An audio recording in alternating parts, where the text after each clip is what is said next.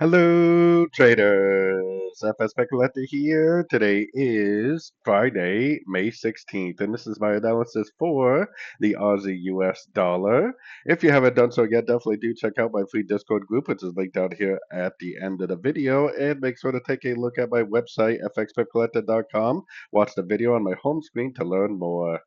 So, anyways, the Aussie dollar, I mean, it definitely did go down pretty strong, but it definitely hasn't taken out the lows. So, there's still a pretty good likelihood that this move down is a pullback to this move up.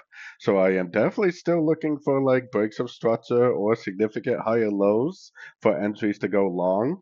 I am still thinking that there is a pretty good likelihood that this is a complete A, B, and a C correction, and that the daily, weekly, monthly time frame uptrend could be continuing, meaning that this higher, 4 hour time frame probably will make a higher high, higher low, higher high, higher low, and just keep on trending up.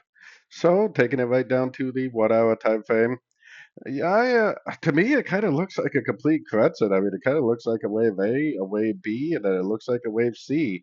Definitely missed the Fibonacci by a few, but I wouldn't be surprised if this move down ended up making another higher low and this thing actually started to trend up.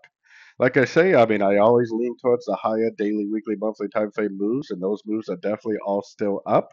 So I am definitely still leaning towards longs on these sort of time frames. So anyways, don't forget to like and subscribe, and as always, thank you for watching and happy trading.